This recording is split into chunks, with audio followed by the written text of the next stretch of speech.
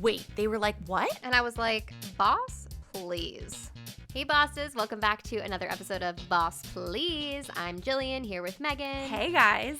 So let's just start it off right from the top, Meg. How are you a boss this week? Yeah, I was like thinking, oh my gosh, how was I a boss? But honestly, I'm going a little simple here. It wasn't anything crazy. Mm-hmm. But I went to the gym every single day this week. That's amazing. That's like, I mean. I'm proud of you. Thank you. Like that's big. It is big. Because like maybe I'll get twice a week. Maybe I'll just do a Jillian Michaels. But actually got my butt to the gym. And one of the days Garrett and I went together and it was kind of fun. We didn't work out together, but because, you know, he was doing, I don't know, like chest or something. He like does that and does cardio. So he was there for like a full hour. I'll maybe be at the gym for 45 minutes. Like I'll go hard and then I'm like, okay, I'm done. Yeah. I did my deed. But like he was there for a little longer. Maybe it was like an hour and 15. And I'm like, okay, right, like I got TikTok. Well, I just kept working out. I said, find me in the cardio when you're done. And I'm like, I just had to keep going until I saw him. So I'm like, okay. Amazing. It was really funny. How about you? Well, mine was pretty simple, but kind of special. So I love coffee. Yes. It's like the thing that keeps me going. Of As course. the listeners know, I work an East Coast hour job, but I'm on the West Coast, so I wake up at like 4:15 in the morning every day. So I need coffee to start my ish up. ASAP. So what I did was we ended up going to Costco this week, and we found out that Costco makes cold brew in cans, which is actually quite delicious. Oh my God. So we bought that, and then I had this great idea to make the coffee extra special, and I made ice cubes out of coffee. So yes, I'm getting that sounds double like a the coffee. Pinterest blog waiting to happen. I'm not watering down my drink. It's like, so it's all the caffeine. yeah, it's all the caffeine. Like I just made coffee ice cubes. I love my coffee as well. Okay. I am not a cold brew fan. Like it gives me the shakes. Oh, this is like not no one really believes. like, I can't do the nitro cold brew like out of the tap. That's like way Right. too strong.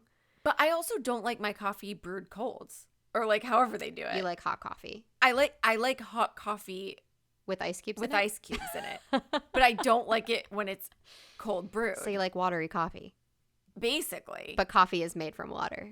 It's a weird thing. It's a weird thing. It's a weird thing. But anyway, I'll have to give you some coffee cubes for the road. It was yes. totally delicious. Great. Okay, so this week's episode, we have one of my dear friends, Gigi, on, and she basically, she ate in the keto diet lifestyle before keto was a thing.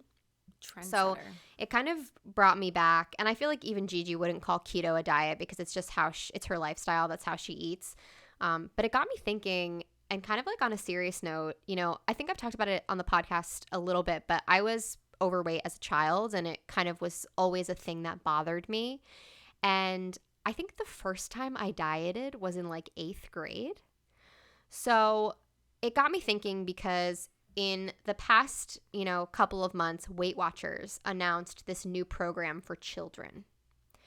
And it kind of bothered me because when I first started dieting, it like messed me up. Of course. Like even still when I think about it as an adult, like I can't even believe that I thought I was overweight. Like I look back at photos of myself and I'm like, whatever. Like I just didn't like hit my growth spurt. Like the weight just had nowhere to go, So have you like faced that when you were younger, like this weird like diet culture thing? Because I feel like targeting a Weight Watchers plan for kids this young it feels very icky to me. Yeah. Well, I think it's just icky because it's coming from Weight Watchers and it's like it's not called Weight Watchers. Like I can't remember the exact name of the plan, but Oh. just Weight Watchers is the company that created it. No, that's what I'm saying. Yeah. That it's being created from it's that like company. Exactly. Like, and it's been around just as long as like Jenny Craig. Like these are like companies that have been targeting women and men, I guess. Mm-hmm. So I guess it just kind of bothers me that it's coming from them because that's like literally their title, like Weight Watchers, where I would be supportive of a program that's coming from nutritionists or gyms that are like maybe guiding parents on how to give healthier options to their children or ways to exercise with them. Like I'm supportive of education for parents to help them in a way where it's not traumatizing their child. Because I think, I don't know if maybe you did share that on the podcast, but when I read that when we were going over this, I didn't know that, and that's really like terrible. And like, it's just, you know, obviously, like, I could imagine like my mom having a hard time as a parent because she was a fitness instructor, so she's always been fit and kind of was always at a place where she would let us eat what we wanted to eat. You know, there were no lessons taught to me about eating properly, and it wasn't until maybe I was in high school that my mom was like, no, we need to be eating veggies and protein for dinner and everything else. So I think she just wanted to make sure that I was feeling okay. So her being like, you should, you know, let's do this together as like a here's a thing we can do together. But I think the thing that bothers me is, you know, Weight Watchers like also pushes diet food.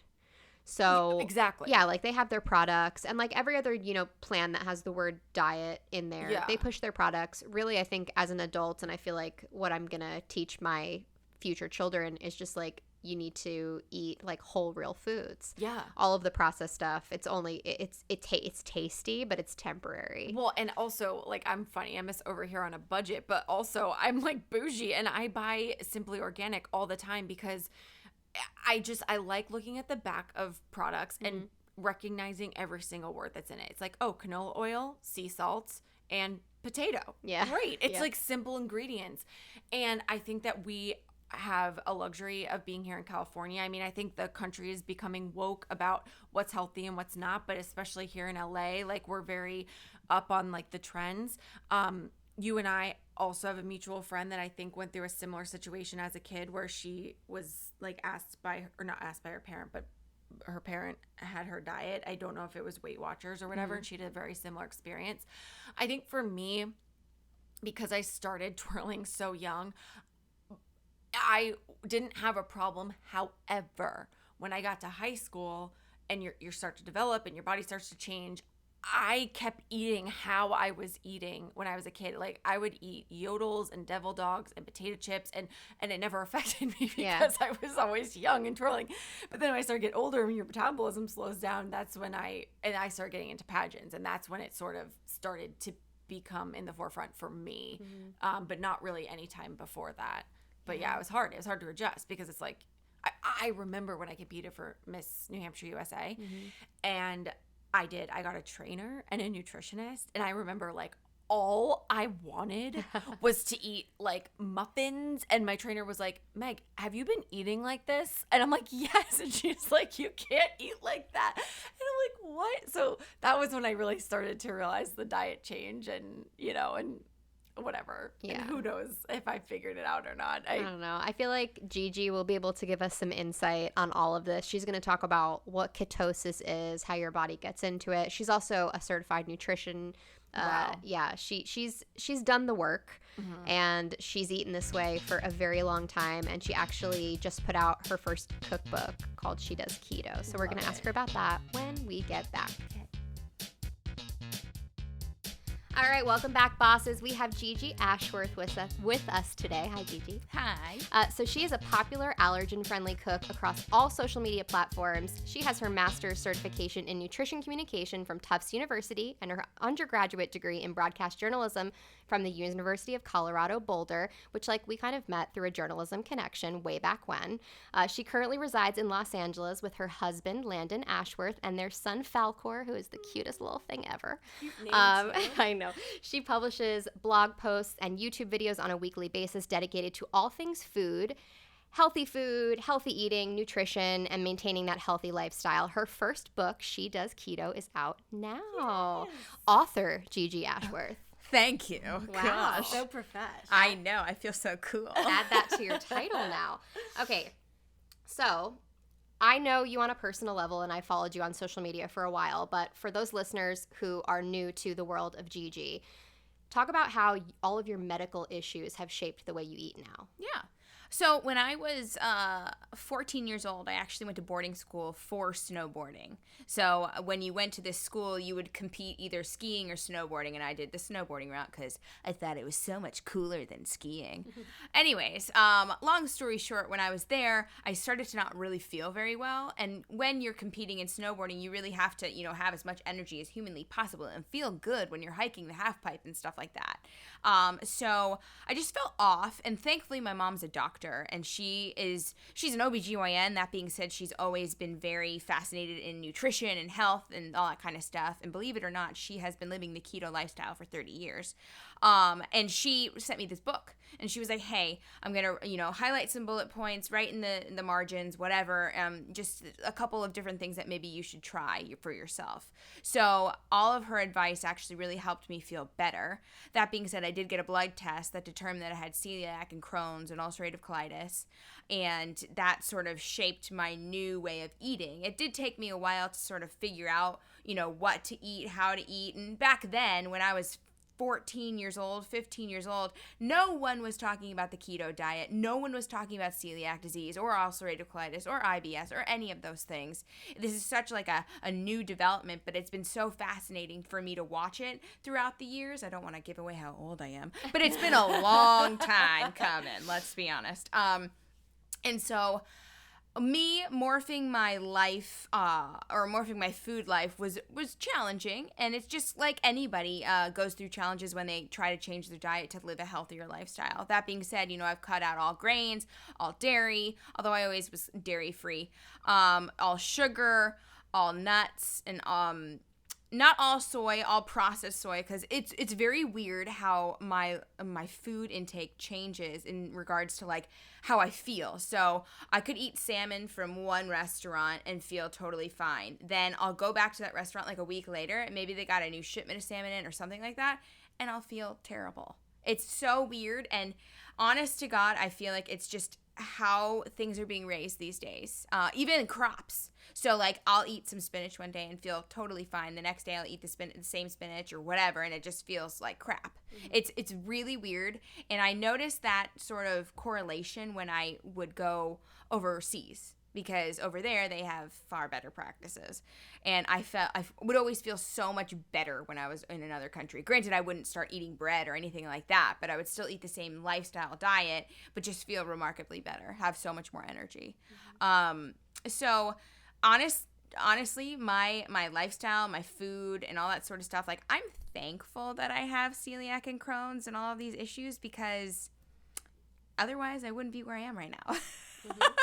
And also, I had my large intestine removed when I was 21.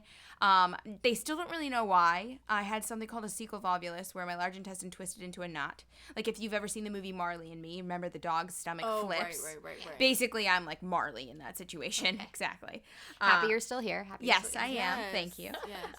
Yes. So that also happened to me, which sort of transformed my eating even more, which made me even more more keto. Now, I do live a very keto paleo lifestyle because I do still incorporate sweet potatoes into my life.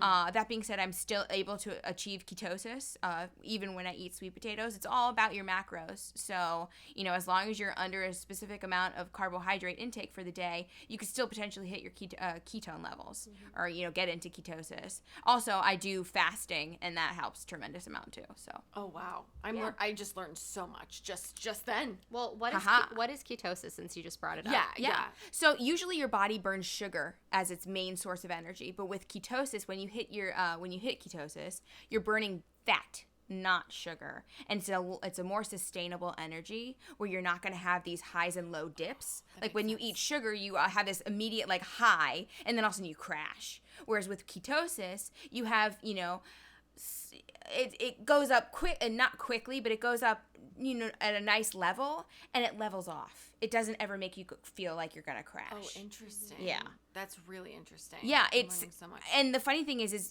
for the longest time, so many people were poo-pooing eating fat and all that kind of stuff, but fat is what helps you and what helps you sustain your energy levels, as opposed to having those crashes. Yeah. So. Wow. I actually read something on Instagram. There was a meme that said, "Don't blame butter for what bread did." Oh. Very true, though. That is true. I was like, that's probably one of my new favorite quotes. I love that. Yeah. That makes sense. So the original plan for you, before you like made this life for yourself, it was like celebrity news. Like you kind of started your blog. It was like Gigi Eats Celebrities. There was like a celebrity angle. Yeah. So when did you realize that you had to sort of pivot into the more nutrition side and the keto diet and how that all like affected your socials and everything like that? Yeah. So when I first started my blog, I never spoke about myself. I always just talked about these celebrity diets that were super ridiculous, and I wanted to, debunk them and tell everyone the right way to eat. Granted, there's no real right way for anybody. But we can get into that later. So that was sort of what I would do. No one knew the face behind the blog. Now, the reason why I started Gigi Eats Celebrities initially is because when I was at E, I got a lot of people telling me that if you wanted to be an on-camera talent, you need to have an online presence. You need to have that YouTube channel, that blog. So when people Google your name, you come up. What's your brand? Yeah. Exactly. What's my brand? And I remember I went to a hosting class and they told me my brand was my personality. I'm sure we all went to that same hosting class. Yes. I'm pretty sure. I'm not gonna name drop or anything like that. Right. But I remember her telling me that my brand was my personality, and I'm like, what am I supposed to fucking do with that? Yeah. Like someone's got like equestrian, someone's building houses. Oh my God. And I'm over here just saying fuck. So good. Anyways, so I started this blog and YouTube channel just based around the celebrity lifestyles because I've always been enamored with health and fitness and stuff. And prior to moving to Los Angeles, I cared about celebrity lives. I was like, that's fun. That's cool. I mean, a girl from Wyoming, and like, this is, whoa, starstruck world. So then I actually started to get on-camera entertainment reporting jobs through my YouTube videos because guess what? People did Google me, they found me, and they were like, we want to use that girl. Mm-hmm. So it did work to my advantage and my favor. But I didn't want to make fun of celebrities that I could potentially be interviewing. So I sort of created these celebrities in my title of my blog, Gigi Eats Celebrities, to be like food celebrities. Like, so, back then, when I first started this about 8 years ago, a lot of sugar-free products were just starting to make their move onto the scene. So I remember one of my first videos that was like food celebrity based was like the sugar-free ketchup, and I was obsessed with it. And I have some people that still call me like the ketchup girl because I like squirted it in my mouth or whatever because people like that crazy crap on Instagram or on YouTube. Yeah. So then when I started doing these product spotlights, I was like, you know what? This is way more fun than celebrity stuff. I actually don't really care about celebrity lives because guess what? They're people. They're just like us. What makes this person so much more special than anybody else? Mm-hmm. So then when I started these product spotlights, I started to talk about how I can't have sugar, I can't have dairy, and that's why I'm talking about these things. And all of a sudden, it was like people could relate to me now. Yeah. They're like, thank you for introducing to me who you are, because I didn't know who was behind the words that you were writing on your blog posts. Mm-hmm. So then I just started to be more me and talk about what I was doing. I still incorporated some celebrity stuff in there, but at this point, I don't at all. At this point, the celebrity is you. Yeah. Hey, we could go that route if you want, but I still consider it to be like the foods that I'm consuming or creating in recipes or something like that. And also, when I started to morph more into product reviews and recipes and stuff like that, brands would reach out to me asking me to, put their products in my videos. And then I remember like the first time a brand was like, hey, we're going to pay you to do this. I was like, what? You're going to pay me? I'm worth it? That's so cool. And now it's my full-time job. So, well, I'm glad you brought that up because Jill and I talk about that all the time. When you're your own entrepreneur, you're a content creator. Can you tell us a little bit more about how that works? When, like, what level do you have to be at a certain level to start making money? Like, how do you explain that a little bit? And honestly, I have actually reached out to people on Instagram and given people advice on Instagram or Facebook or YouTube or whatever about how they need to approach brands and not let them being taken for granted, because regardless of your following number, it's still your time and effort. Yeah. And I'm sorry, but a box of protein bars ain't gonna pay your bills. Right. And for instance, this morning, one of my friends, I reached out to her. She's like more fashion stuff like that. I'm on a couple of groups in Facebook that are for Instagram, so brands will be like, hey, I'm looking for people to model blah blah blah here for product. So I saw her leave her Instagram name, and I messaged messaged her on Instagram this morning, and I was like, hey, just to let you know, you're worth it.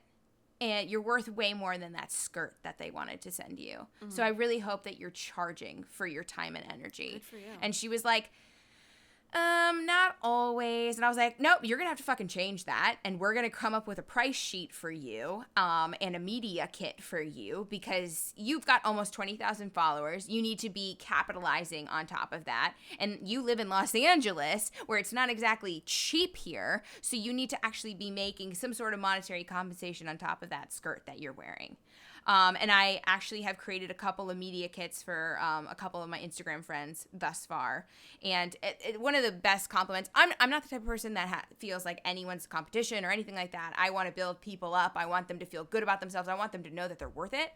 Mm-hmm. And that's like one of my favorite compliments that I get from people is they're like, oh my gosh, you're like a breath of fresh air, and all you want is for us to, grow and earn money and all that kind of stuff. And I'm like, well, yeah, because I mean, if this is where the market's going and you're on Instagram worrying about your numbers and followers or whatever, you might as well get something out of it as well, as long as you do the job. Now, if you're just gonna, be a sellout, if you will, then I don't like you, because I'm not a sellout. I don't think anybody should be a sellout, because where I have built my brand is through trust. People trust me because I am no bullshit. I say it like it is. I've got word vomit. I don't know how to keep lies. Or I don't know how to lie. That's not my thing. And maybe that's to my detriment, but I don't think it is. Right. So when you do these endorsements for companies and they send you product and you don't like the product, what happens then? Are you still your honest self? Oh, yeah. So the thing is I never agree upon doing any sort of endorsement or anything like that until after I try the product. Okay. So I might thank the brand by doing an Instagram video, or not video, but Instagram story, if you will, like taste testing the product and stuff like that. Because I personally find them hysterical, because I always do it blindly. I never, ever try the product before I get on camera, just like my YouTube videos. When I make recipes, I've never made that recipe before. So it's very organic. And sometimes I hate the product, and I will tag the brand in it, and they'll realize, oh, this girl is not going to be an endorser for us. And then they move on. Or, if I don't like the product and I try it and they don't see it all, and they reach out to me being like, so what'd you think? I'll straight up tell them. I have no problem saying sorry, no. Like, I've got a lot of stuff going on in my life that it's okay to turn things down. Yeah. Now, I know there's a ton of people out there who are scared to turn things down because they don't want to not make that $20 that the company was paying them, which is garbage. I'm like, wait, that $20 with your ass. And some people have actually reached out to me saying, hey, I'm in a, little predicament right now. This brand sent me product and they already paid me, and I agreed that I was going to post, but their product gave me the shits. And I'm like, you know what you do? You tell the brand that happened to you and you refund them, because you're not going to promote something that has given you the shits. Right. Because what happens when one of your followers has that same experience, reaches out to you and is like, did you experience this? And then you have to say the truth, and then they no longer trust you anymore. Right. Yeah. No, it's so true. Yeah. It's so true. You've talked a little bit about sort of like, your plate is really full. You've had a priority shift recently. You're a new mom, which is like a huge deal. So how has life been, and YouTube and your business and promoting your book, since the birth of your son? Well, I'm really lucky in that my husband works from home too. So we balance it out really, really well. And my son, I have been blessed with the most amazing kid. He is such a good boy. He sleeps through the night, and he's really the only time he ever cries is if like he wants to eat or he wants to be held, and that's kind of it, honestly. And now that he's crawling around, I kind of just let him crawl around. I'm like, you go explore, because that's how you learn. Mm-hmm. Obviously, I'm not going to let him crawl and fall down the stairs or anything like that, but I watch him. That being said, he's actually not in town right now. He's with my mother because my husband had arm surgery, and I'm like, I can't take care of two babies at the same time. Oh, my God. As well as get all the work done that I need to get done. So I actually am now realizing that I have a lot more time for me.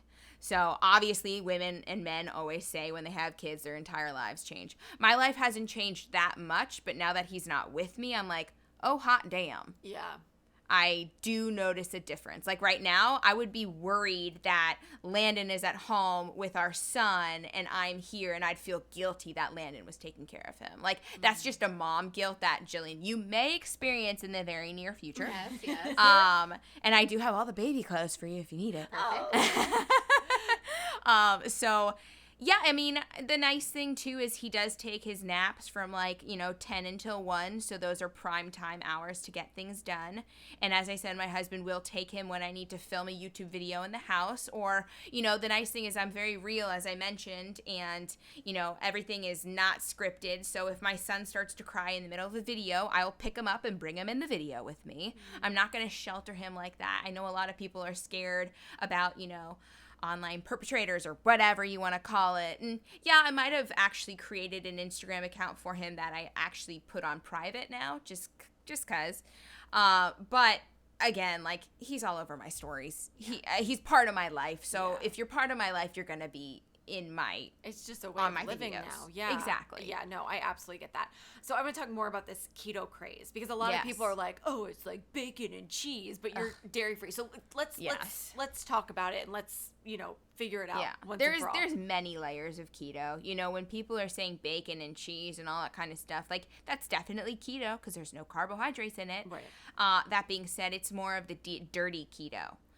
Dirty keto would be described as, going to the supermarket and still relying on the packaged goods, or going to a fast food restaurant and just taking the bun off because they're not reading the ingredients. For instance, you go to Chick-fil-A, you could totally get those grilled chicken nuggets, which smell fucking incredible, but I've read the ingredients before, and there is sugar in them. Why do you need to put sugar on meat is beyond me. Right. And, that's just a lot of what you'll find in fast food. That being said, there are people out there who are like, you know what? I can't get rid of that. It's affordable. This is how I'm going to make keto work. Yet they've also lost 100+ pounds. So if it works for them, it works for them.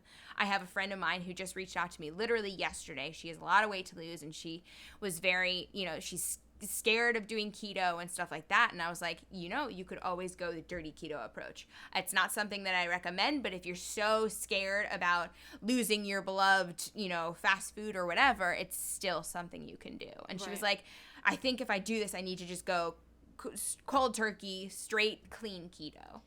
And I mean, the thing is you can still eat delicious things within the clean keto realm. In my book, She Does Keto, I have dessert recipes in there that are clean.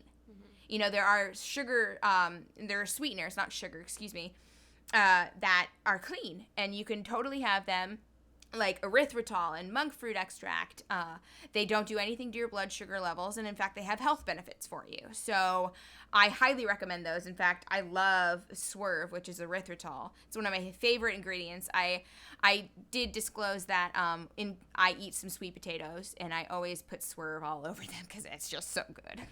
Oh my gosh. Double the sweet. I'm going to totally try it. Yeah. So you obviously cook a lot in your house. You love salmon. You share that pretty openly on social media. So good. She's literally the queen of salmon. Look, I have an air fryer right there. We use it all the time. Woo! Air fryers are great. I know.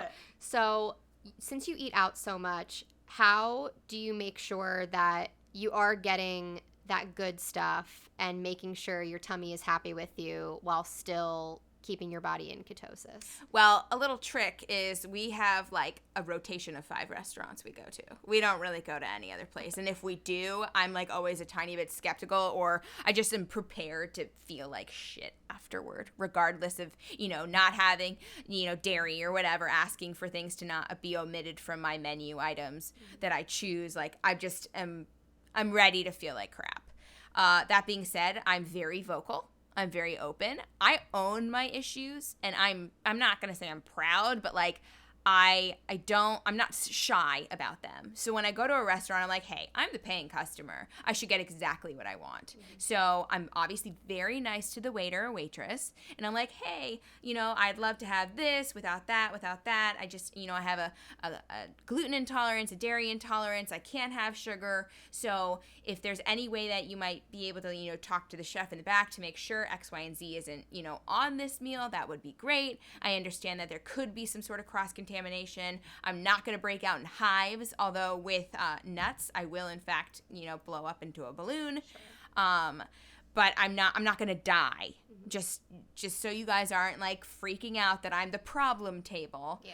But, you know, I just want you to be wary that, you know, if I do feel like shit, I may write a Yelp review and it might not be good for you. Right.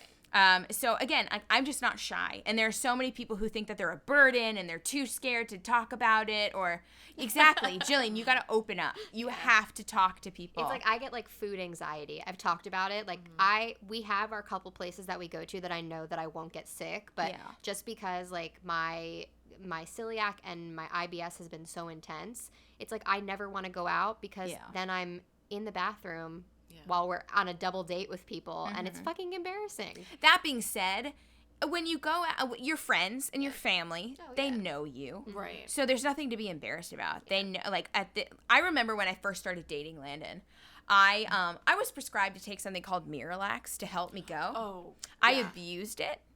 To the point that I was taking like 8 scoops a day. Like, it was bad.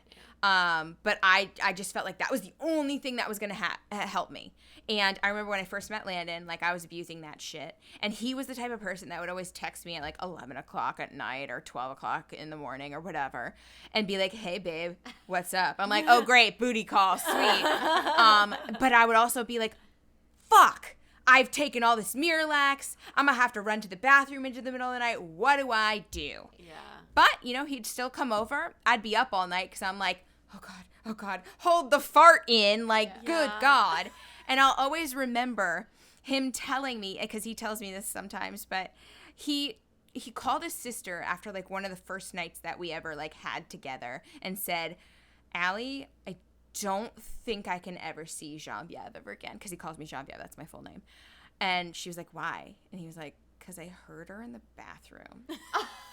And she said to him, oh, shut the fuck up. Like, are you kidding me?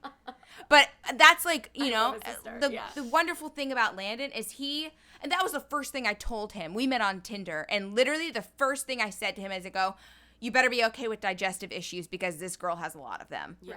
If you're not okay with that, you got to hit the road, Jack.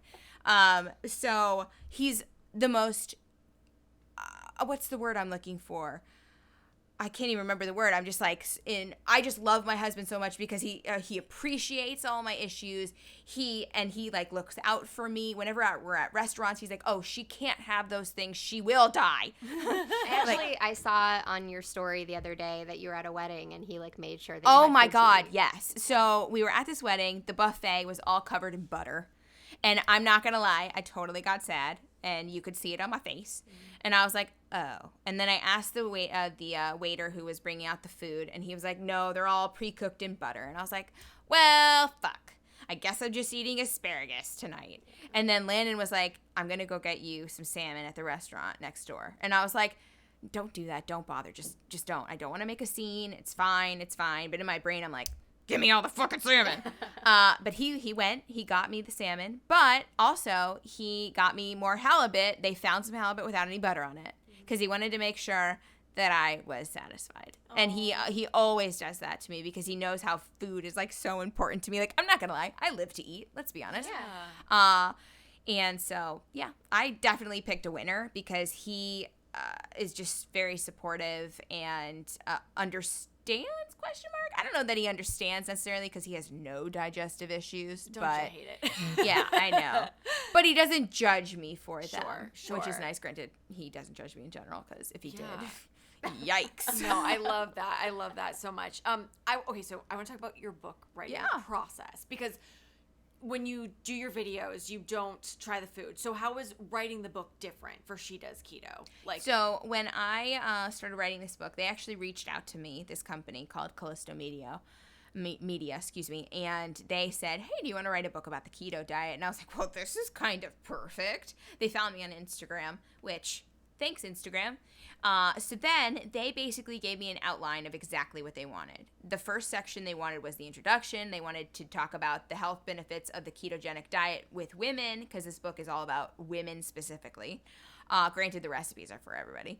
And then they wanted me to come up with grocery shopping lists, a 3-week meal plan, and then recipes, 115 recipes. Luckily, some of those recipes are from my blog. from long ago, recipes people don't remember. And honestly, you probably can't even search it at this point because I didn't know SEO back then. Let's be real. So I was able to use some of those recipes, some of my favorites. And then the other ones, I just sort of came up with them in my brain because my brain is always coming up with some funky food combinations. Like this coming week, I'm going to make a recipe for... I'm going to make, because I have a recipe on YouTube about salmon, how to make the perfect air fried salmon. I'm going to make how to make the perfect air fried chicken wings. But I'm also going to do like sauces. And I have all of these funky creations of sauces in my brain right now. So it just kind of, it works that way. It's very weird. And then obviously I create them at home. I taste test them. And, if they're not that great, which I'm not going to lie, I haven't really experienced that often. I'll tweak it a little bit here and there, and that's kind of it. I'll have a couple other people taste test sometimes too. Some like really outrageous recipes, I'm like, let's just make sure that this is actually okay and have more people than just me taste it. So that's kind of how it worked. Now, the book writing process itself, it was from November until February 4th. Initially, it was from November, like the beginning of November. Like, I think I started writing this book on the 5th of November. So wait, you were like pretty pregnant. Yes. So like, holy shit. Well, originally it was the due date was going to be like January 5th or something, and I was like, my due date's Christmas, so I'm gonna need to extend that day. Sorry. Yeah. So I wrote this book as much as humanly possible before I gave birth. Yeah. Because I was like, I don't know what the fuck my schedule's gonna be like after Right. having a kid. Granted, I still did a lot of the edits and stuff like that post having Falcor. Because, I mean, when you're a little infant, he's sleeping most of the day. It's not that hard to get some stuff done. Unless they're like a colic baby and they don't sleep at all, then that's a huge problem. But I luckily was blessed with no colic baby. And after about a month of him being born, he actually started to sleep through the night. So it was wonderful. Wow. Like, I can understand why people would go absolutely batshit crazy if their kid's not sleeping through the night. But if they are, then I feel like the same person that I was before. Yeah. Yeah. Sometimes, like with food allergies and intolerances and all that kind of stuff, like, I get bags under my eyes from specific foods like shrimp or something like that. And sometimes I'll have these bags under my eyes and our friends will come over and be like, oh man, not sleeping. And I'm like, bitch, please. My kid sleeps through the night. I got 7 hours last night. Fuck you. Thanks for pointing out me looking bad today. I just had eggs, okay? Yeah, exactly. I had some fucking eggs. Damn it. That's so Too funny. bad they're so good. That's so funny. So from now that the book has been published for a couple of months and you're seeing it in stores and it's on Amazon and all these other platforms, what's the response been? Absolutely incredible. I did not expect for all of the support that I've been getting. Like, it's crazy. Obviously, I have some negative reviews. Everyone's going to get that. And, I read the reviews and I'm like, I don't know if you actually read the book, but cool, whatever. But no person has ever said that any of my recipes are disgusting. Not yet, at least. I mean, you never know. But I have not gotten anything like that, which is incredible to me. That's and makes me awesome. really, really excited. Probably one of everyone's favorites is the chicken shawarma recipe that I have in the book. I mean, chicken shawarma is amazing. It's probably one of my favorite recipes in the book too, aside from salmon. Duh. So it's been incredible. And what happens with when you make this book, or when you create a book, with this publishing company, there's a whole marketing time frame. So I reached out to a bunch of different Instagrammers who were in the keto space and asked them if they wanted to get a free copy to, review, try the recipe, share what they thought, that sort of thing. So, but I told them not to lie. I told them be absolutely 100,000% honest, because I don't need liars in my life. Right. And I don't think any of them would, to be honest. If they didn't like it, they wouldn't post about it. That's just the bottom. That's how I see it. But I haven't gotten any negativity on like directly towards me. On Amazon, for instance, the reviews that might be 3 stars, or one person left a 1 star, and I'm like, bitch. Mainly it says that there are not enough pictures of the recipes in the book. I was not in charge of pictures. The company did that themselves. And I agree. There are not enough photos in the book. Yeah. I would have had a photo for every single one of the recipes. But obviously, there's a budget and they have to stick within it and whatever. I adore my book. I think like it's the best thing I could have done for myself thus far in my life. And yeah, I'd write another one in a heartbeat. I've already sent them ideas for book number 2. 50 Shades of Salmon. Yes. I've already written like 35 recipes down on like all salmon based and some dessert ones. P.S. I have a YouTube video coming out with a couple of my keto friends, if you will. One of which was just on MasterChef and it got kicked off.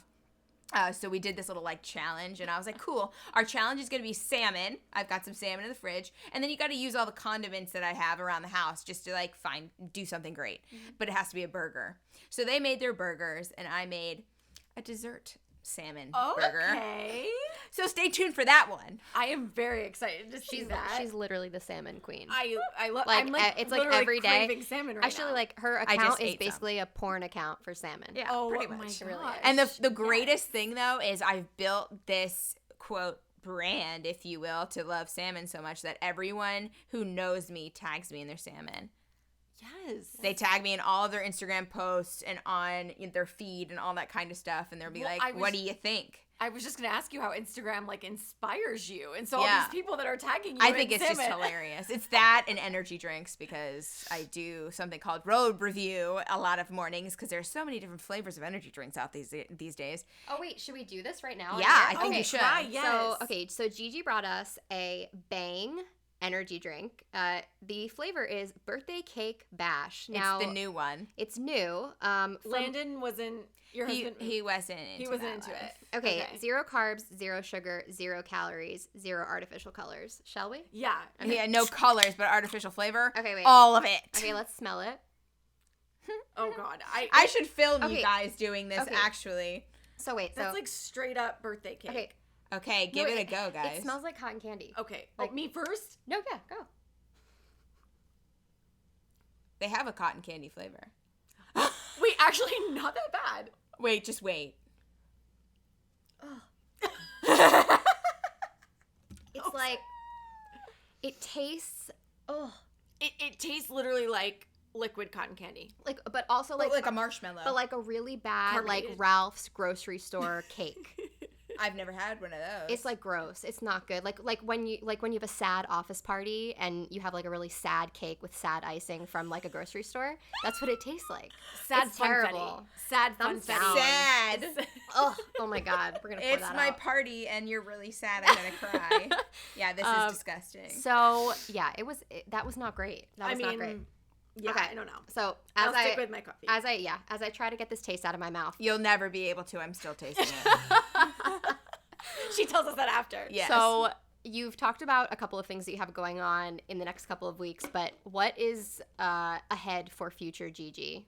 Where do you want to take this? I mean, I would love to write another cookbook. I actually have a chocolate line coming out. Now, the funny thing about me is I don't like chocolate, and the reason is because I can't have dairy. So the only kind of chocolate I ever did like in the past was milk chocolate. That being said, this company that I love what they're about. It's called The Good Chocolate. They have some of the best dark chocolate I've ever had in my entire life, and I don't like dark chocolate. It's sweetened with stevia and erythritol. So, and it's completely dairy-free. They do have one, I think, that has dairy in it, but I don't eat that one. And they came to me and they were like, hey, we want to collaborate with you and come up with the Gigi chocolate. And I was like, oh, tits, we are going to make this happen.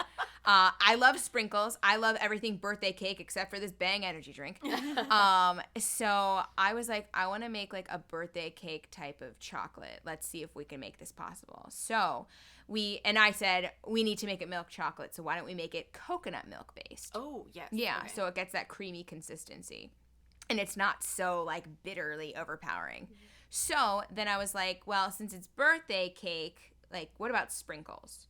So I reached out to one of my friends who has a sugar-free sprinkle company, and she was like, cool, yeah, I'll supply some sprinkles for you guys, but they're very expensive.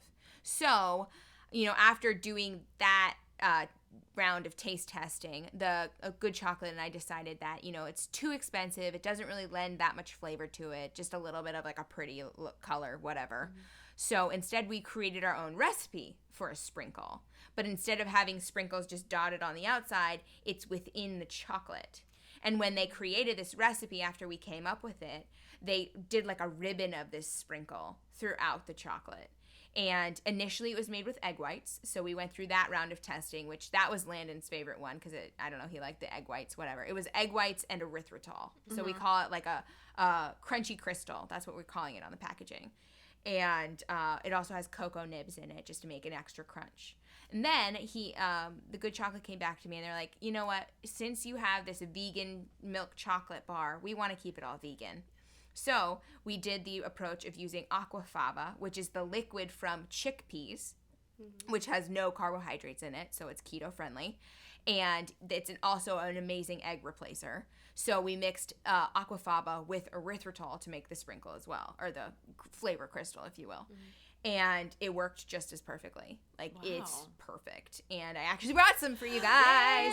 We can't wait to try. I don't know if you want to try it on while we're recording or not, but you're more than welcome I'll try it Yeah, while we're let's do recording. it. Yeah. And I'm going to have to film you guys do this too because Okay. I'm meeting the company after this. Ha! I'm so It's ready. funny. So oh my gosh. First of all, give it a smell. So Okay. aquafaba, you can like whip that shit up, and it taking looks a like whipped cream. big hunk. Okay, So here's the Gigi Oh my gosh. chocolate. So wait, so it had like This smells amazing. look at that. Like damn. It's Yeah, beautiful. that's the pretty. quote sprinkle, but it's Okay, the ready? flavor Cheers. cluster. Cheers. Oh gosh. Oh my gosh, wait. No joke, that's very, very good. I actually like the way it feels in my mouth. It's like light and fluffy. I feel like I want to make cookies with this. I mean, you could crumble it up and make cookies. Wait, this is very, very good. Gigi. Yes. Yes.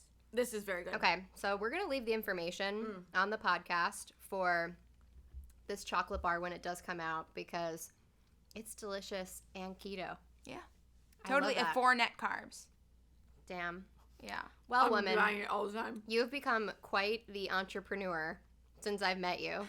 I'm so proud of you. Thank you. And you are doing great things for the health community. I'm trying. You're doing it up. So where can the people keep up with you? Well, I'm always on Instagram, just at Gigi, G-I-G-I Eats. It's just that simple. It's like Gigi Hadid eats, but not, because I'm way better than her. Let's be real. Just not 7 feet tall. But also my blog is GigiEatsCelebrities.com. My YouTube channel is Gigi Eats Celebrities, and I have a Facebook page with the same name too. But you could just Google Gigi and I'll pop up. Because guess what, guys? Bringing it all back to the beginning of this podcast, I made myself SEO optimized. Yes, she did. Smart Yes, she girl. did. Thank you so much for everything. And listeners, we will see you guys next week. Bye. Bye. Follow us on Twitter, Instagram, and Facebook at BossPleasePod. And don't forget to rate, comment, and subscribe on iTunes. Navigate the path to your best self with us because bossing together is always better.